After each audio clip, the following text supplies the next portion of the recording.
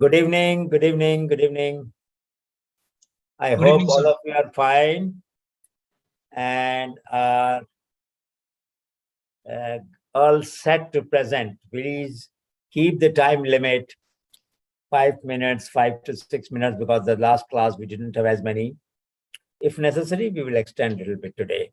So instead of 8 o'clock, if we have to go up to 8:30, I think that should be fine. I think all of you will agree with that. So start, please. Parshmita, shuru karo. And is there a sequence in which you have done that? How would we start the sequence?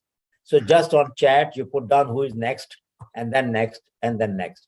So we are starting with ICMR, RMR, CNE, Dibrugarh team. Please, Parishmita, shuru kar do aap bilkul. Sir, my name is Pratik Kumar Rath from ICMR RMRC Dibrugarh, and I shall present the synopsis. Please go ahead.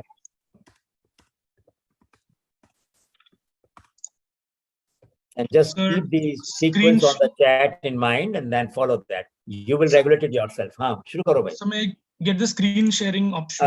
Yes, I will do that just now. Screen sharing. Wait a minute.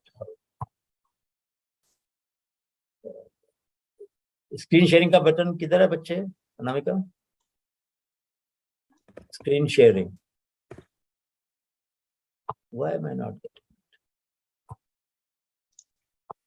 मैंने नहीं किया. Okay, now you can share. I have done that. Okay, sir. Please, you can do that.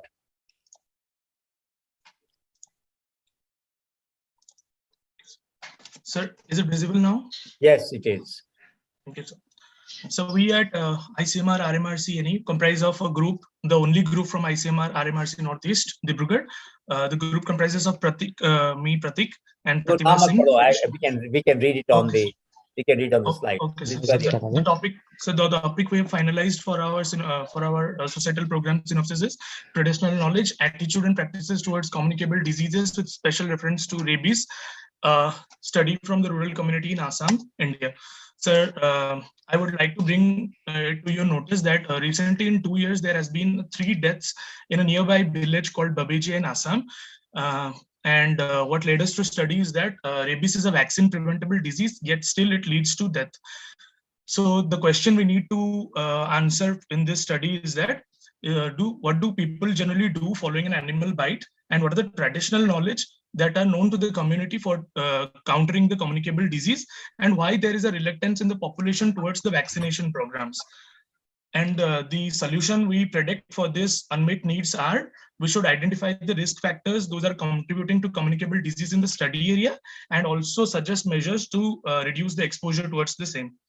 And the traditional practices and the knowledge that are that we would evaluate from, we will take from the communities, we would compare them with scientific literature and disseminate the knowledge to the population.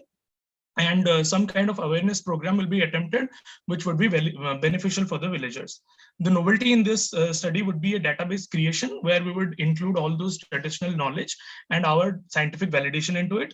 And since there is an awareness program, and we would recommend those things to the vaccine authorities for the vaccination, so there will be this direct benefit to the community. So our aims and objectives comprise of 3 components. The first component are the knowledge, attitude, and practice of the villagers towards the communicable disease.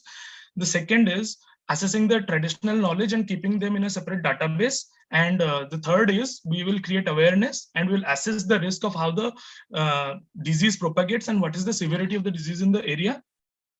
And we would recommend the authorities for rabies vaccination to prevent future cases in those areas. A very good project. Before you, there is no need to go further. I think we have understood.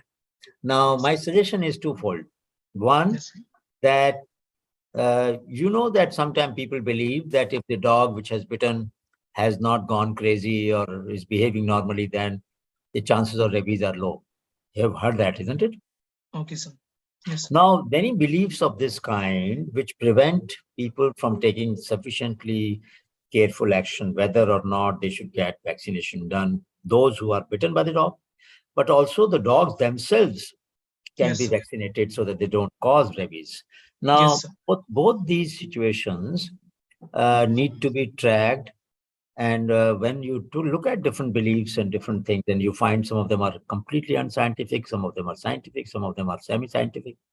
You might like to make some posters and in the local language and put them on the wall of school, which is the place where children come and where they will communicate the message to their families. So the two generation at least would come to know, the younger generation and the older generation. So if you can add that element, it will become very useful and impactful. Okay? Definitely, sir. Definitely, sir. We will do it. Yeah. Good. Very good. Sir, we will make a household survey to track down traditional knowledge. Oh, just a minute. Just one second. I have changed the small observation before he proceeds. Yeah. Sometimes these also act negatively for the animals. People out of fear, they start culling animals or hurting them as well. So while you are making the posters, be informative, give information, but also break the myths. I mean, like जो और भी myths है ना community में होता ही है कि इससे तो उससे होता है. Plus the symptoms have to be very clear, right? So that while doing good to one, we should not hurt the animals. Because I will always speak for the animals, no matter what. Definitely, ma'am. We will approach a more compassionate way of dealing with animal in those things. We should be careful. In many of the states, like in Kerala happened, na? Yes, like so many dogs were killed, right? After a few such cases, then people also started hurting them purposely, intentionally, like deliberately. So we should be careful. Definitely, ma'am. Good point. We'll take into consideration, ma'am. Next, please. Next. Thank you. Thank you. Thank you. Good point. Thank you so much, sir. Very good point.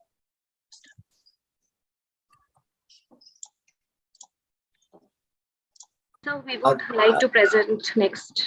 Just 1 second. Rageshri, is it visible? Just 1 second. 1 second. Are we live on YouTube? Can we check, Rageshri, are we live on YouTube? Yes, sir. Yes, sir. Yes, right, yes, sir. Okay. Take it. Please continue. Is it visible? Good evening, sir. This is Dhanashri Badvaik from ACSIR-Unmet Nagpur. And as suggested by you in the mail, we are planning to focus on the practical impact of certain fruits for developing valuable products by using fruit waste. So as we all know that India is rich in fruit diversity and it is the leading producer of fruits, and globally fruits are the most widely eaten commodities, but the leftover which is left after its consumption, it leads to the nuisance in the environment as a solid waste. So instead of throwing that waste, we can use it for the development of some valuable products like food additives, pigment development, essential oil, compost, etc. So why we are focusing on this topic is there are many studies which have already proven the utility of bioactive extraction, bioactive compound extraction from various fruit peels along with their biological properties, but very few studies have been focused on the potential applications of these compounds in different food products. Also, a limited number of studies have been conducted to examine the potential application of. Yes, sir. You don't have to read your slide. Just convey the point in 2 or 3 sentences that what has not been studied. So it will be faster and better. Okay, sir. Sir, so this is the application of our study that by utilizing the fruit waste, we are going to extract some bioactive compounds like pigment, amino acid, essential oil, pectin, and polyphenol flavonoid, which will be useful in various food industries for the preparation of food colorants, food flavorants, food additives, and also in food ingredients. Very nice.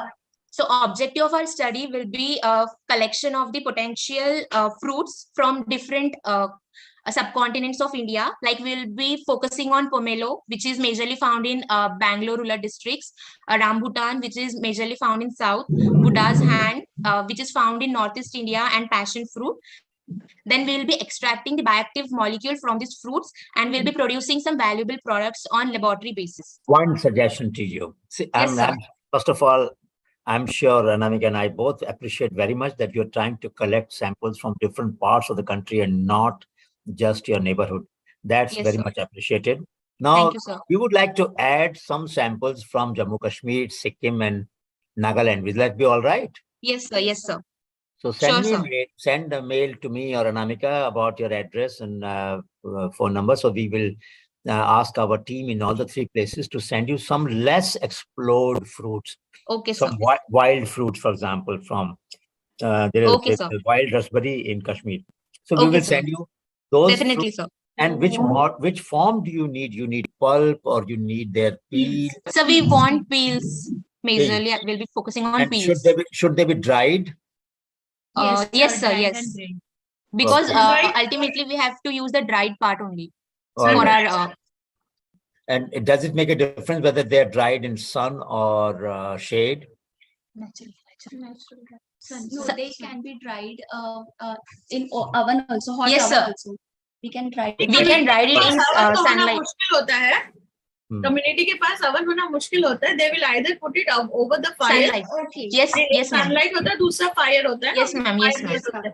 उसके Yes, ऊपर ma'am. वो रखते हैं, जैसे जहाँ पे So ठीक है. Wonderful. Kali, please proceed. Okay.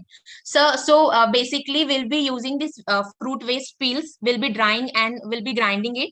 Then this fine powder will be used further for our analysis purpose, and for the extraction of different bioactive compounds, we'll be using different extraction methods like Soxlate, liquid extraction, hydrodistillation, solid phase extraction.